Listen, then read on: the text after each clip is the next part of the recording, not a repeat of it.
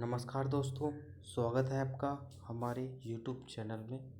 आज हम आपके लिए लेकर आए हैं अटल पेंशन योजना। अटल पेंशन योजना के अंतर्गत लाभ। अटल पेंशन योजना से को संगठित क्षेत्र के कर्मचारियों को पेंशन प्रदान करने के लिए आरंभ किया गया था। इस योजना के माध्यम से 1000 से लेकर 5000 की पेंशन प्रति माह 60 वर्ष की आयु पूर्ण होने पर आवेदक के निवेश के अनुसार प्रदान की जाती है। इस योजना के अंतर्गत अब ग्राहकों को कर लाभ भी प्रदान किया जाएगा। इसकी जानकारी Indian regulatory and development authority द्वारा ट्वीट के माध्यम से प्रदान की गई है। तो दोस्तों, प्रधानमंत्री अटल पेंशन योजना में ट्वीट के माध्यम से बताया गया है कि अब उनको कर भी प्रदान किया जाएगा। जिसको कर्जा चाहिए, ब्याज चाहिए, तो वो अटल पेंशन योजना के माध्यम से अब ले सकते हैं। इस ट्वीट में बताया गया है कि वह सभी आयकर दाता जो 18 से 40 वर्ष की आयु के भीतर आते हैं, वह इस योजना का लाभ उठा सकते हैं। दोस्तों, इस योजना का लाभ वे उठा सकते हैं जिसकी मिनिमम आयु कम से कम आयु 18 वर्ष हो और 40 वर्ष के अंतर्गत आता हो, वह इस योजना का लाभ उठा सकते हैं। इसी के साथ आयकर अधिनियम के सेक्शन 80CC3 1B के अंतर्गत इस योजना में किए गए योगदान पर भी लाभ प्राप्त कर सकते हैं। अटल पेंशन योजना का लाभ प्राप्त करने के लिए ग्राहक का सेविंग अकाउंट या पोस्ट ऑफिस सेविंग अकाउंट होना अनिवार्य है।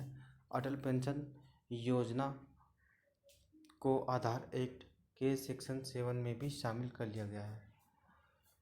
वह सभी नागरिकों जो इस योजना के अंतर्गत आवेदन करना चाहते हैं, उनको अपनी आधार संख्या का प्रमाण प्रस्तुत करना होगा या फिर आधार प्रमाणिक के अंतर्गत नामांकन से गुजरना होगा। दोस्तों, अटल पेंशन योजना की निकासी 60 वर्ष की आयु पूरी होने पर 60 वर्ष पूरे होने के बाद अटल पेंशन योजना से ग्राहक निकासी कर सकता है। इस स्थिति में ग्राहक को पेंशन निकासी के बाद पेंशन प्रदान की जाएगी। दोस्तों, अटल पेंशन योजना उसको प्रदान की जाएगी जो 18 वर्ष से ऊपर और 40 वर्ष के बीच इस योजना को लाभ मिलेगा और इसका कुछ अकाउंट से चार्ज भी कटेगा। 60 वर्ष पूर्ण होने के बाद यह योजना लागू कर दी जाएगी और आपको 60 वर्ष से ऊपर आयु होने के बाद सरकार की तरफ से पेंशन दी जाएगी, धनराशि हर महीने दी जाएगी। सब्सक्राइबर की मृत्यु की स्थिति में यदि सब्सक्राइबर की मृत्यु हो जाती है तो पेंशन की राशि सब्सक्राइबर के पति या पत्नी को प्रदान की जाएगी। अगर व्यक्ति की मृत्यु हो जाती है 60 वर्ष के बाद से पहले, तो उसकी पेंशन की जो धनराशि है उसकी पति, पत्नी या उसके बच्चों को प्रदान की जाएगी। और यदि दोनों की मृत्यु हो जाती है तो पेंशन को पोर्शन उनके नॉमिनी को लौटा दिया जाएगा। अगर उनमें से दोनों की मृत्यु हो जाती है तो जितना भी पैसा उसका जमा होता है जो बैंक से कटेगा, वह उनके बच्चों या उसके नॉमिनी को रिटर्न कर दिया जाएगा। 60 वर्ष की आयु से पहले निकासी। अटल पेंशन योजना से 60 वर्ष से पहले निकासी की अनुमति नहीं है, लेकिन कुछ असाधारण परिस्थितियों में विभाग द्वारा इसकी अनुमति दी गई है, जैसे कि यदि लाभार्थी की मृत्यु हो जाती है या फिर किसी टर्मिनल रोग की स्थिति में। अटल पेंशन योजना में किए जाने वाला निवेश। इस योजना के अंतर्गत अगर कोई व्यक्ति रोजाना 7 रुपये बचाकर महीने का 210 रुपये का निवेश करता है तो वह सालाना 60,000 रुपये तक पेंशन प्राप्त कर सकते हैं। यह निवेश व्यक्ति को 18 वर्ष की आयु से करना होगा। इस योजना की खास बात यह है कि इसमें इनकम टैक्स एक्ट के सेक्शन 18 के तहत निवेश करने पर टैक्स छूट का भी लाभ मिलता है। यह योजना राष्ट्रीय पेंशन योजना के जरिए पेंशन फंड नियामक और विकास प्राधिकरण द्वारा संचालित की जा रही है। अगर आप भी इस योजना का लाभ उठाना चाहते हैं तो इस योजना के तहत आवेदन कर सकते हैं। अटल पेंशन योजना के महत्वपूर्ण निर्देश। अटल पेंशन योजना के अंतर्गत पेंशन की राशि का 50% हिस्सा या 1000 जो भी कम हो केंद्र सरकार द्वारा प्रत्येक व्यक्ति को प्रदान किया जाएगा।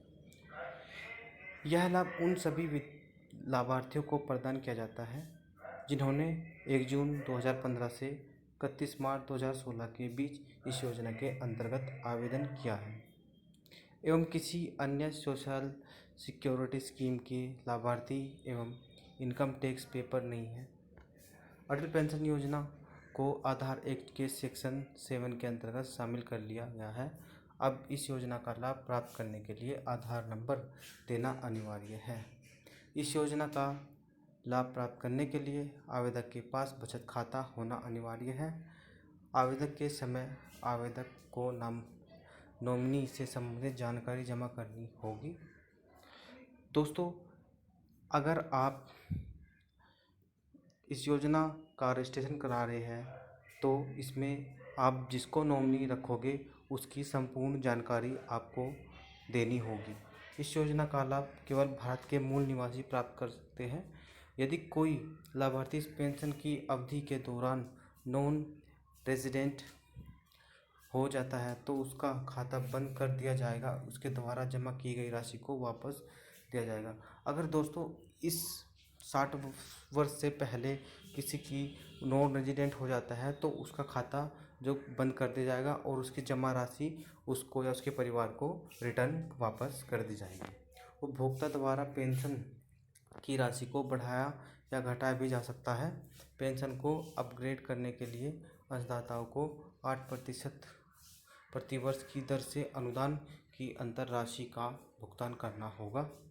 यदि अंशदाता पेंशन की राशि को घटना चाहता है तो इस स्थिति में अंशदाता से एकत्रित किए गए अंशदाता की अतिरिक्त राशि उत्पन्न रिटर्न के साथ सब्सक्राइबर को वापस कर दी जाएगी।